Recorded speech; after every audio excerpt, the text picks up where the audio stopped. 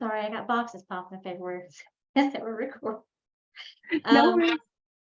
the case today is one of our patients at Southern Highlands Clinic. He's a 45-year-old male. He does have a history of substance abuse and IV drug use for around 30 years, is about the guess he gave us. Had unprofessional tattoos done, so where he actually contracted hepatitis C is his guess, I guess. It's pretty much what he told me. He's not using alcohol right now, and he has been clean for more than 2 years now. Comorbidities, he really didn't have a whole lot going on. Vitamin D deficiency, we started him on vitamin D, and then he sees psych for his depression and anxiety. He's not taking anything for anything else right now. He did have his vaccines and some natural immunity that he had built up. His labs weren't as bad as I've seen some of the others. White blood cell count was normal. H&H looked good. Platelet count was fine. His liver enzymes are a little elevated, but not high. Like I said, as we've seen some of the others that we've had. His FiberShore score it ranged as high. He was a F1. So I called him the other day when I was reviewing this case and putting it in, and I'm going to have to get him in for a liver ultrasound just from the past things you guys have recommended in the cases that we've done. His was a class A, that was low. His APRI was low too. He doesn't have any history of hepatitis B, I don't believe. Let's go back and look at his other stuff.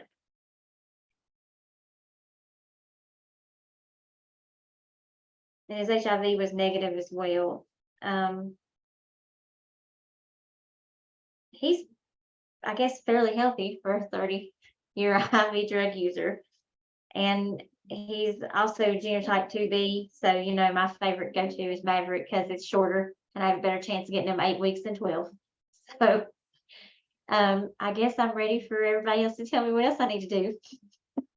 Awesome. Thank you so much, Amanda. And I love hearing that based on what you learned from the previous sessions, you knew what to do. So awesome job. But another great case.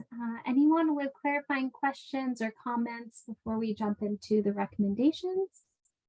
Everyone's welcome to unmute and chime in. Mandy, this is Kaylee. I just want to know, with him having a 30-year IDU history, so like 15 when he started injecting, what was it that got him to get into recovery? Do you know? That's amazing. He was I'm pretty sure he's one of our inpatients, and then graduated. I think it's just age. He's just over it. He's like, I've been over it. Yeah. He's got his life better together than what it's been in the past. So, I just honestly, I was kind of shocked when he said that too, but he did start using at a really young age. And like from the background that we get, they come in on review for like wellness visits from the sub program. So they're outpatient now, and they require them to have all these labs done, and they find this stuff and they've never, I don't know, either they knew they had it and didn't do anything about it or just didn't care then. I'm sure that somewhere along the past years he's had to know. That's a long time. So any other questions or comments about this case?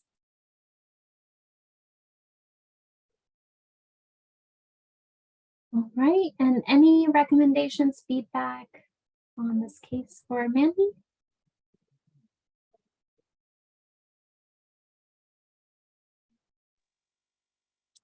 Mandy, I agree with you. I think Maverick would be entirely appropriate for this gentleman for 8 weeks. Or Epclusa, but I think you were, hit it on the head, just trying to get him treated as quickly as possible. So 8 weeks would certainly be reasonable. The medicines that he's taking, I don't see any drug interactions with the doxepin, certainly not the vitamin D.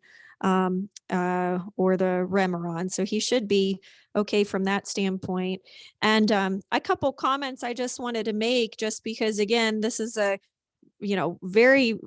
fairly young gentleman that's had a very long exposure history. So he may have had this infection, who knows, maybe 30 years. So it's very optimistic that his fibro test and his fibrosis assessment so far haven't shown any advanced liver disease with 30 years potentially of Hep C infection. One of the things I would attribute that to is he has the good genotype. So if you remember, genotype 2 tends to be the least aggressive in terms of liver disease progression. And so plus it has, they all have extremely high cure rates, but in the studies, it was really 100% cure rates. So very high response rate. Most likely he won't have any liver disease progression, even if he doesn't pursue treatment, but certainly snag him while he's engaged in care and get him treated. And then the only other things I point out is, he may even notice some improvements with his joint symptoms and his sleep, and maybe even his mood with Hep C treatment, because those are all kind of folded into extrahepatic manifestations associated with Hep C too. So I think you're doing great work. And I again, thank you always for presenting such great cases to us. We appreciate it. Yeah, and especially down here in this area, I got a case that I'm bringing next time. She was exposed as a kid to parents that were IV drug users, and she's about his age now, and she's known since she was about 12. So that's one that I'm putting in. It amazed me, but I mean, who knows? It could have been something like that, because sometimes they'll give us a whole lot, and sometimes they give us nothing. So you don't really know what kind of background he came from either. They're new patients to us, so the longer they're around, the more they'll tell us. But at first, I mean, you got somebody that you don't know coming in asking all these questions. Sometimes they tell us stuff, and sometimes they won't. So. No, I totally agree with you. It's yeah, sometimes it can take several visits for them to feel comfortable and know that you're going to be non-judgmental towards them. So I totally get that. But yeah, it's sad at the case. I hope you present that one soon. I am. It's actually gonna get put in. I was gonna put it in first of the week, but I got crazy here and didn't get to. So. Hey, no worries. No worries at all. We do this every other week, so we have plenty of time. She should be on the next run. So Thank you so much for those recommendations, Kaylee. And next session, I believe, is a session of all cases too. So submit cases, and we can dedicate some time to those. Any other comments, feedback, recommendations for Mandy from the group?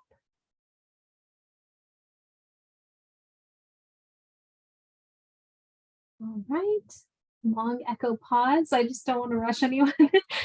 All right, sounds good. And Mandy, any other questions you have about this case or anything you wanted to discuss further?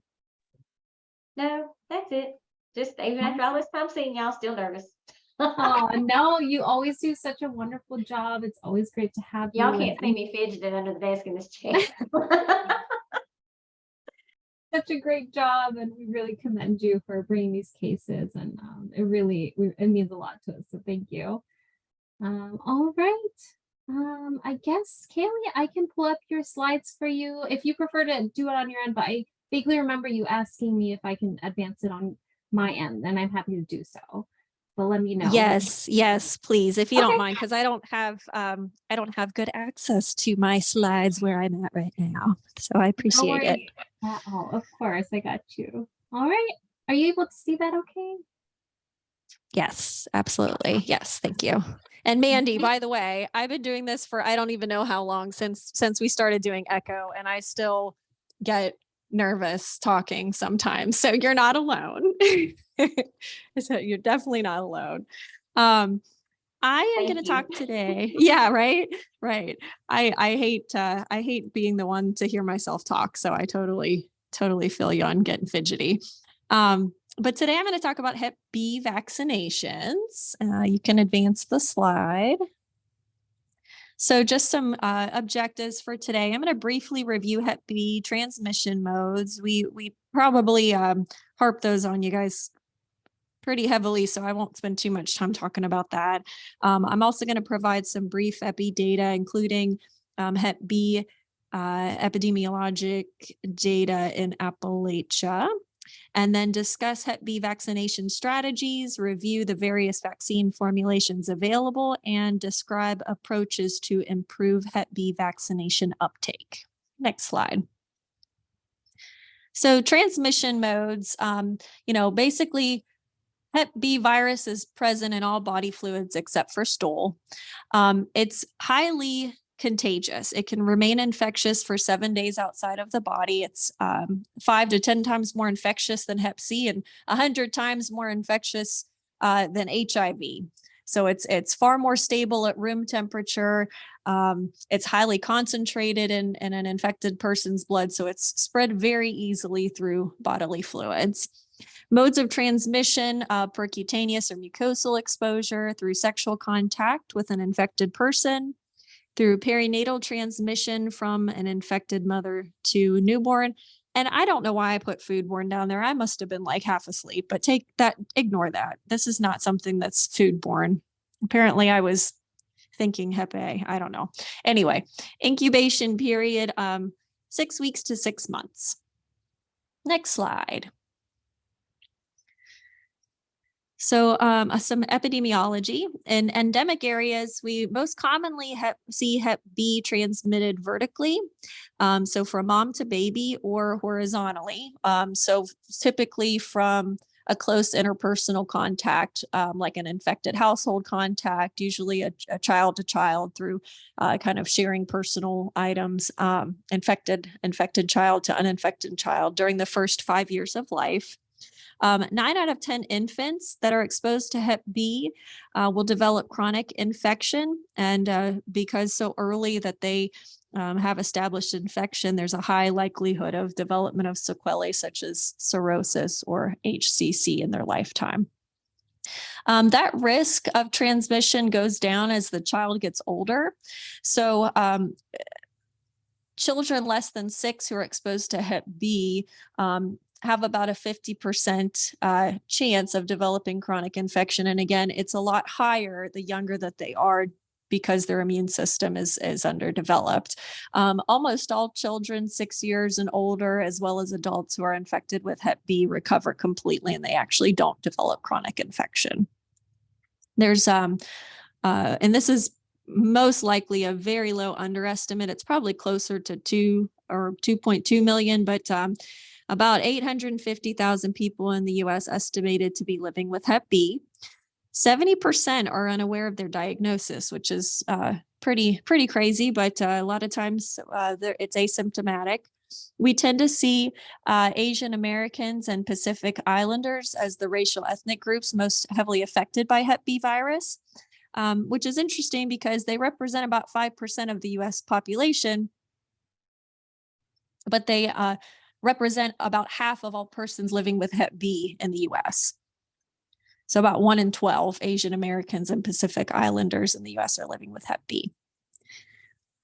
Overall, nationwide, there's been a decline in new cases, but unfortunately, because of that, progress on Hep B prevention has really stalled in the US as a whole.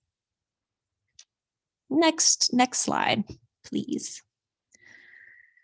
So Central Appalachia really paints a different epidemiologic picture. Now, this is older data, but it's kind of the freshest that the CDC has posted, at least that I could find. But in particularly 3 states, we are one of those: Kentucky, Tennessee, and West Virginia. There have been increases in new Hep B infections that are really being fueled by the opioid and heroin use epidemics. So 3/4 of those cases, between 2009 and 2013 in particular, acute hepatitis B infections increased by 114% in these 3 states. And 3/4 of those cases were linked to injection drug use. So West Virginia, unfortunately, has had the highest rate of acute Hep B in the US for well over a decade. Again, the other thing about this is that this data is really a decade old. But it's kind of just demonstrates that we still have an ongoing issue here in West Virginia.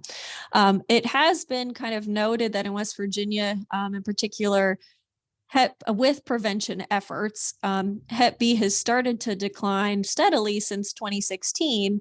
And really, there were only 3.2 cases per 100,000 in 2020.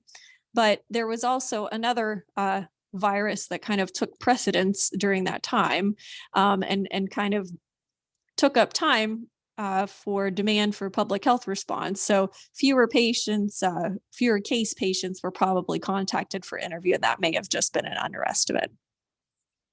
I also wanted to mention 2020 data. This is from the DHHS viral hepatitis surveillance. There were 56 acute Hep B cases in West Virginia, 121 confirmed, and 150 probable chronic Hep B cases. So 271 likely to have chronic Hep B. And then the most frequently reported risk factors for acute Hep B in 2020 were injection drug use. So 48% reported that as a risk factor. And then interestingly, non-injection drug use actually was even higher, 55%. 23% reported risk of tattoos, and then 13% had reported testing because they'd received past STD treatment. And then that demographic profile was actually pretty similar among chronic Hep B as well. Next slide. So our vaccine strategies, they've kind of evolved over time. Strategies initially focused on vaccination of high-risk groups. So high-risk groups meaning healthcare workers exposed to blood, staff, and residents in institutions for the developmentally disabled, hemodialysis staff and patients. And that was early 1980s. So 1982, when the first Hep B vaccine was developed, that was the vaccine strategy at the time. So in 1990, ACIP broadened the recommended vaccination for those with occupational, travel, sexual, and IDU risk factors, really because Hep B had increased by 37% in the decade after the first Hep B vaccine was approved, because the limited focus on high-risk groups really was missing a lot of people. So those high-risk groups really received more than 85% of the vaccines, but they only accounted for 5 to 10 of the acute cases. And so I also wanted to mention, in 1990, I put on there IDU risk, but remember INU or non-injection drug use was also a pretty considered high-risk group as well. In November of 91, ACIP recommended the birth dose strategy for all infants starting at birth, and that was a universal pediatric vaccination at birth. And over the next decade, the pediatric recommendations really expanded to include all children 0 to 18 years old that had not been previously vaccinated, so the CAP-CHIP vaccines. Next slide. All right, so the Hep B birth dose vaccination strategy, which again, apparently I can't spell. I don't know what strategy is. I did this talk really late. I was doing my slides really late last night. So this has been the primary strategic focus to eliminate Hep B transmission in the US. And in 2005, the ACIP recommendation was that all medically stable newborns who weigh over 2,000 grams will receive their first dose before hospital discharge. So they get their first dose shortly after birth, and then second dose 1 to 2 months later, and then third dose 6 to 18 months. So since 2005, that's really been a universal recommendation. Next slide. So what are we missing? A pretty big group, actually. So it's been really nearly 20 years since the birth dose strategy was implemented. But, with the 2005, that first kind of rollout group, they're just now reaching adulthood. So currently 70% of US adults are actually unprotected against Hep B. And the greatest remaining challenge to Hep B prevention is vaccination of high-risk adults. One of the reasons is these individuals might not come into care. They might be difficult to reach. They are often infected before they're offered or have received their vaccinations. They don't come in and complete their vaccination series. Plus, more than 30% with acute Hep B don't even have identifiable risk factors. So they're really missed by that high risk strategic approach. Next slide. So in 2023, this year, there were updated CDC recommendations. So now it is that really all adults aged 19 to 59 should receive the Hep B vaccination. And then all adults that are over or equal to or over 60 years that have risk factors for Hep B should also receive vaccination. So chronic liver disease, including Hep C, HIV co-infection, or HIV infection, I'm sorry, any kind of sexual exposure risk, blood exposure risk, current, recent IDU. And again, I put a little asterisk there because remember with the acute cases in West Virginia, the majority, so 55% had actually reported non-injection drug use as their risk factor. So we should be also offering to those individuals as well. Incarcerated persons, and then travel to countries where Hep B is endemic. And then those who may receive the Hep B vaccine, so certainly if somebody is requesting it, any adult that's greater than or equal to 60 that doesn't have identifiable risk factors for Hep B infection may also receive that. All right, next slide. Okay.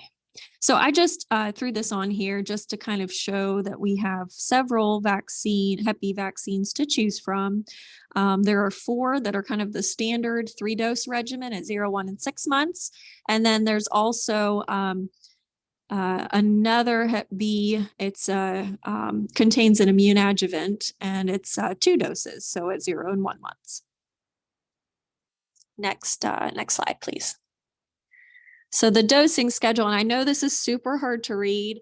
I was not going to go through this. I just wanted this table available to you so that you have it all laid out for you. I'll just highlight kind of the things that I found, really just wanted to point out. So basically, we break it down into our 2-dose series, which is Heplisov B. That's the Hep B recombinant with the adjuvant. And then the remainder of the other 4 are all 3-dose series. So their dosing schedules at 0, 1, and 6 months. And then Heplisov B is dosed, it's a 2-dose series, 1 month apart. The one thing I want to comment on about Heplisov B is it's only approved for adults that are over 18, so it's not approved in pediatrics. Also, the appeal with that one is certainly a 2-dose series. More patients are likely to complete that than if you're spreading a 3-dose series over 6 months. So that's one of the appeals. There are also faster protection rates compared to traditional Hep B vaccines because it also contains that adjuvant. It further boosts seroprotection. And then, like I said, there's higher completion rates as well. And then the recombinant, so the Recombavax Hep B and the Energix Hep B, the things I wanted to point out with those, so those are 3 doses over 6 months, approved with adults and pediatrics. Both of those are also approved in pregnant women considered to be at risk. I also wanted to mention that in immunocompromised adults, so such as dialysis patients, there's a different dosing. So it's a higher dose that's administered rather than the traditional dose. And then the other one, let's see, the Prehebvrio. So this is the newest one. It just was approved in 2021. I actually have not use this yet. We don't have this one available in our clinic. It's a 3-dose series, again, at 0, 1, and 6 months. But it actually it's a trivalent vaccination. So it's a 3 antigen recombinant. So it elicits higher rates of seroprotection, even in high risk groups, than the traditional recombinant vaccines. So there also is robust immunogenicity regardless of age. It has a rapid onset of protection and a higher immunogenicity in key high risk populations. And then the Twinrix is just the combined Hep A and B vaccine. So if your patient's not immune to either of those, then you can use the combined vaccine as well. Again, that one is also only approved in adults over 18. All right, next slide. Also, so list of adverse reactions. I'm not going to go through all these because I don't want to bore you guys, but it's just basically typical ones we see with all or expect to see with immunizations across the board. Most common reactions were injection site reactions followed by fatigue. I did want to point out that the pre-Hevbrio, so the injection site reactions were actually reported in 72%, as well as malaise, which is pretty high compared to the other vaccine options that are available. And I also wanted to note that the Hep-B, the 2-dose series, there's also a rare cardiovascular risk associated with patients that had heart disease at baseline. So it was 0.2%, but still that was something that kind of differed from the traditional reactions that we would anticipate to see. Next slide.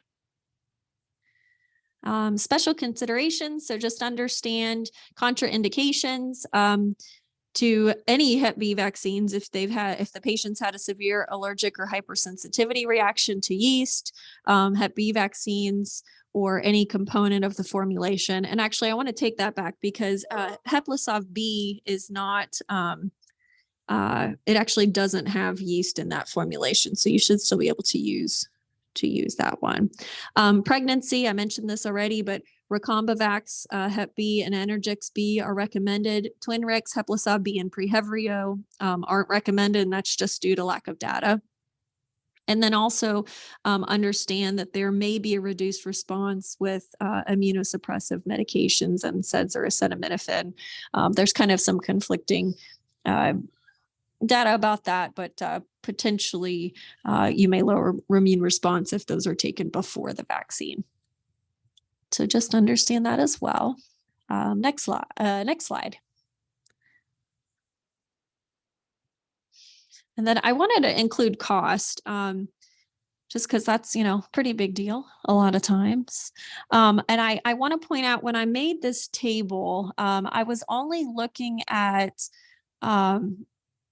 the wholesale acquisition cost for adult immunocompetent doses. So I kind of tried to come up with, when I wrote down the cost for the whole series, I tried to kind of estimate what the immunocompromised cost would be, but that was really just by multiplying what that, for instance, the Energix, like multiplying what the, instead of 20 mics, it would have been 40 mics. And so coming up with that figure. So that may not be entirely correct. I just couldn't find those figures. They weren't available to me. So, the one I wanted to point out. So again, we have 3-dose series. We have, and I also didn't include Twinrix as well, because I couldn't find the wholesale acquisition cost. But with our 3-dose series, you can see the price points. So for Recombavax B, that's the most affordable of the 3. It's a 3-dose series, and for that, if they complete the 3 doses, it's about $117. Again, this is wholesale, so this does not take into consideration what the direct cost is, what the contracts are with the payers. It doesn't take into that. So this is just strictly the wholesale cost. The Energix is about $169.92 for 3 doses. Here's what I found. Oops. If you're if you're vaccinating, the recommendations for someone who's immunocompromised, so for instance, dialysis patient, they'd get 40 mics instead of 20 mics for each dose. So that cost would be estimated at $339 to complete the series. For pre-Hevbrio, for 3 doses, it's about $194. And then for Heplisav-B, it's about $232 for 2 doses. So there is some cost variability, but if you're taking into consideration, the effectiveness of Hep B vaccine and reducing risk of infection can be impacted by adherence. So people are more likely to complete a 2-dose series a month apart than to come back in on 3 visits over 6 months. And also the increased seroprotection rate achieved with the trivalent and the adjuvant, then actually it is very cost effective, very comparable. Okay, next slide. So measuring response, we do, to measure response, we check our Hep B surface antibody after completion of vaccination. That's used as a marker of immunity. Typically you measure, I check it 2 months after, but typically it's measured at least a month to 3 months after they've received their last dose. A concentration greater than or equal to 10 is considered a reliable marker of protection. Protection in immunocompetent individuals is really documented up to 30 years. And so it's really important to measure the response, especially in our high-risk individuals. So especially our Hep C patients, because that's what we tend to, that's what we're focusing on in Hep C echo. But it's really important to check that response, because even if their Hep B surface antibody concentrations decline less than 10 to less than 10 over time, they're still protected.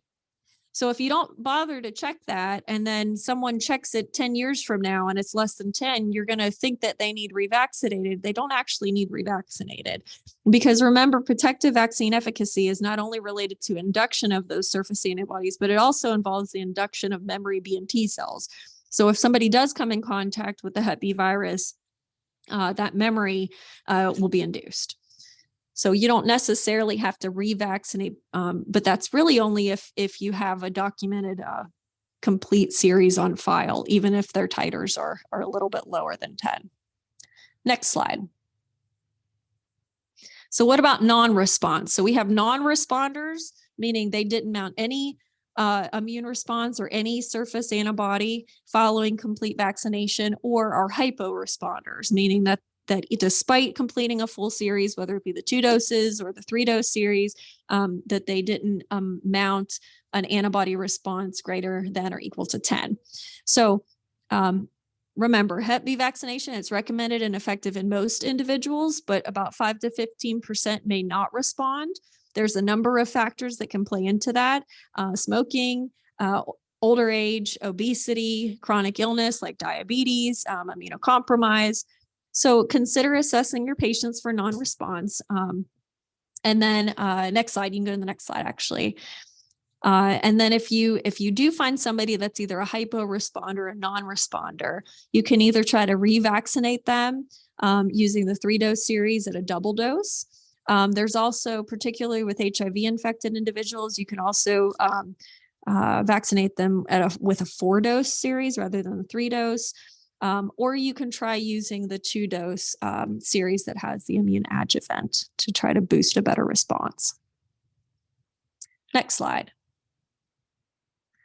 And then what about boosters? So remember, 15 to 50% of children who respond to a primary 3-dose vaccination series will have lower undetectable Hep B surface concentrations 5 to 15 years after vaccination. But do they need to be vaccinated? And again, the answer is not necessarily, because they will mount an amnesic response when they receive a booster or if they're exposed to Hep B. So they're already protected by their memory B and T cells. So vaccine protective effect outlasts the presence of vaccine-induced antibodies, and so they still confirm long-term protection. Next slide. I think we're almost done. Let's see. Strategies to improve uptake in adults. So remember, 70% of adults are not protected from Hep B. And so meet people where they're at, offer your vaccines at a range of healthcare and or healthcare adjacent venues. So a key part of Hep C treatment. Now, we vaccinate all of our Hep C patients for Hep B unless they're already immune. Offer vaccine with harm reduction or syringe service programs, offer vaccine with treatment programs for substance use disorder, STI clinics. It should have said incarcerational settings. I don't know what that is. And then also via universal screening through routine primary care. Also, if you're concerned about a patient not following up, or if a patient would benefit from the immune adjuvant, certainly offer the 2-dose vaccine so that the vaccine can be completed in 1 month's time rather than 6 months' time. Next slide. New screening or new recommendations support co-located comprehensive Hep B vaccination and screening services. So we check our Hep B serology, but at the same visit, we still offer vaccination. You don't have to necessarily wait for their results. Remember, we're trying to get more adults vaccinated. So screening really should not be a barrier to vaccination, particularly in high-risk patients. And next slide. I think that's it. I want to give a shout out in particular. So all of the really nice looking tables are Dr. Judy Feinberg's. They're not mine. You can probably tell the ones that are mine because they look like I made them with paint, Microsoft Paint, but all the nice looking tables are hers.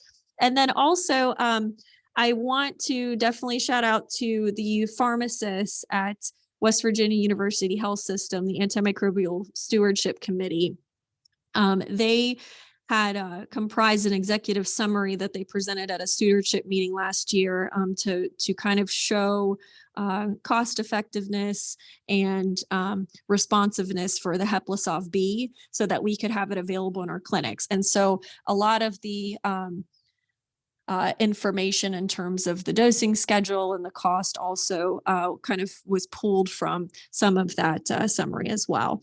And if anybody is trying to get Heplisav B or even Hebrio, I'm sure that they would share their research and their summary to kind of help get your administrators on board with those as well. What questions do we have? Thank you so much, Kaylee. And I personally loved all the charts, including the ones you made. So thank you so much for another great presentation. But yeah, Jen, I see you unmuted, and Dr. Rexford will, Jen, if you have your question, and Dr. Rexford, you can go after that as well. I just have a couple. Thanks, Kaylee. That was great. And I like it that you were working on it late and had a typo. You're human. I think of you as the goddess. So I will tell you, I have not slept. I've been packing, I'm going on vacation, and I was up doing this talk last night. So I'm like, there are so many typos and this is horrible, but I apologize. And I love you guys. Fine. I wouldn't have even noticed. Give me some grace, please. Yeah. No, you're my hero. These are, I think the answers to these questions may be obvious, but I just want to make sure. So if you have somebody who has a low antibody titer after completing their series and you give them an extra dose, the double dose, do you recheck the antibody titer again after that to see if they've achieved response? Yes, absolutely, you can. So, and again, it kind of depends on how soon you're checking that titer. So, I mean, and a lot of times, at least my experience is I have a new patient and I'm checking their baseline Hep B serology and I find out that their, surface antibodies like 2.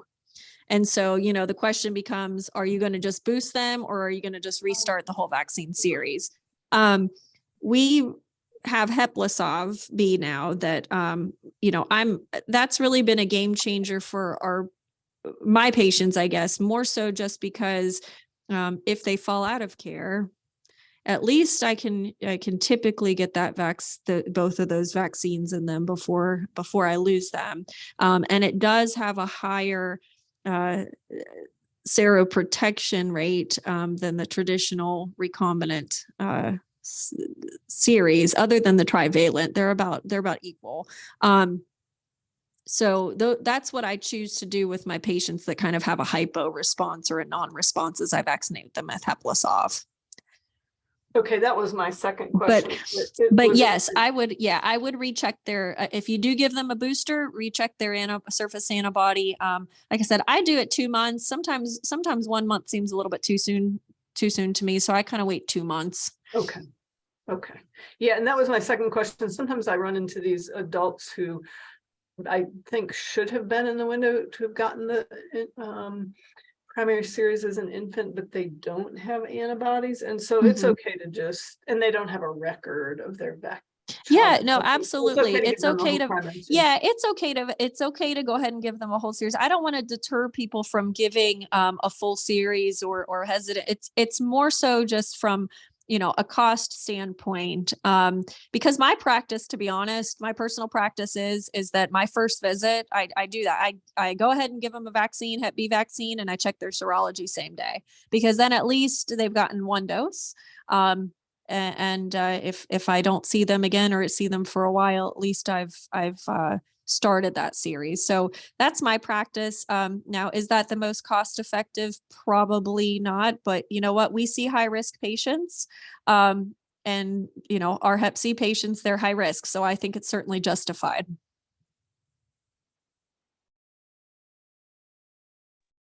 Thank you for the questions, Jen. Dr. Rexroad? Well, I was mostly going to make a comment. I, as a healthcare worker who got my Hep B series in 1988, I was glad to hear you talk about the fact that we have some memory immunity, because I've been wondering, should I repeat it? Should I get it tighter? What's going on there? Yeah, so for sure. So a couple things I would consider, in someone that had a vaccine in 88, or I should say, just generally speaking, more than 30 years ago. Okay. So remember, if at that time, the available ones would be the traditional, so the Energix and the Recombavax. So we have data that shows that they confer protection for up to 30 years. But after that, we don't really know. So there should still be some boosted immune response, or some immune response, the amnesic immune response. But, I think it would be reasonable to get a booster. And to be honest, depending on how old the individual was at the time that they got that vaccine. So, if they were over 50, then I would actually recommend, going ahead and getting the Heplisav series, or I guess the other one would be the Hetfrio, because they have higher response rates with older individuals. Or with comorbid conditions. So remember, diabetes, tobacco use, I would choose the vaccine that has the highest response rates. So diabetes, tobacco use, viral hepatitis, end-stage renal disease, HIV infection, those are the ones that have kind of both been studied as our hypo responders. But yeah, I would go ahead and if it's been that long, revaccinate those individuals. I wasn't talking about you specifically. Dr. Rexroad, we can't hear you for some reason. We heard you before, though. Literally like 2 minutes ago, we heard you. Okay, I accidentally hit the mute button on the headset. I'm not used to this thing. I was just saying that I suspect I'm the senior in this group, but well, anyway. I made a point. I was not trying to single you out. I'm saying in general. I understand. I heard you, but I think I'm right there with you. Mine was in 88. Oh wow. So, I'm pretty sure. So yeah, it is a question that comes up. So I'm glad I had the opportunity to ask you. Absolutely. And it's a safe space, as I always say. So I love it. Thank you. Any other questions, comments?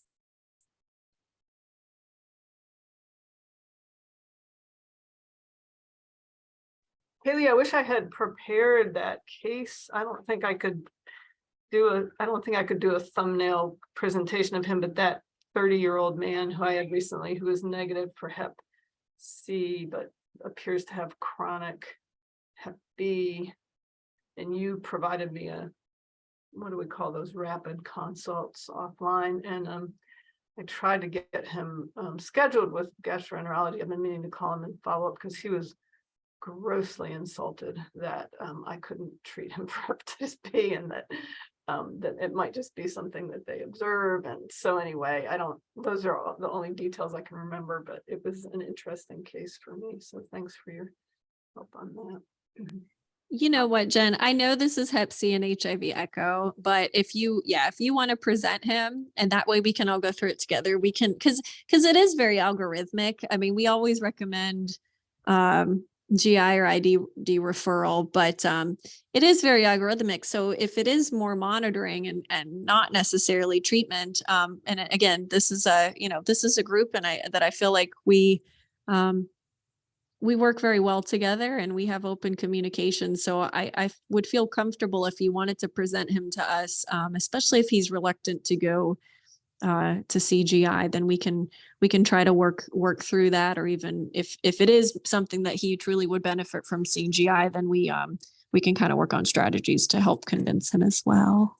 Yeah. But yeah, you can present him. I mean, I'm fine with it. I guess Mitra's the one that I need to ask, but I mean, I would be No, fine absolutely. with you presenting him. 100%. We're more than happy. Absolutely. Well, I'll check in with him and see if he followed up and let you guys know.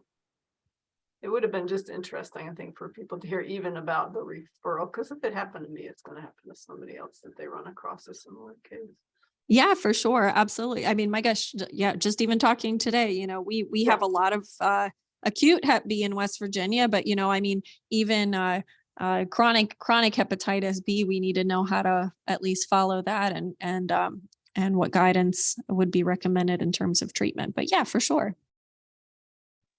Absolutely. I think that would be a wonderful idea. And Jen, you can even, if you don't want to formally submit the case for any reason, if it's, you can always just email me some of like the basic labs, and we can do it through encrypted email too. So Okay. We can work around any way that's easiest for you to submit that. But I think that's a great idea.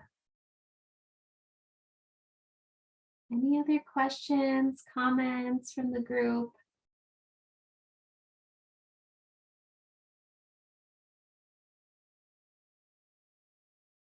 All righty. Well, thank you all so much. Another wonderful session. Jen, I see you have to run. I think everyone is probably needing to wrap up as well. So thank you all so much for joining. I might quickly launch a very fast poll for those of you who can stay on just for a couple more minutes. That would be awesome. So I'll launch that. Anytime you finish it, you're welcome to log off. But big shout out to Kaylee. Thank you so much for presenting. And I know Mandy had to hop off as well, but I'll give her a shout out as well. She always does a great job presenting. And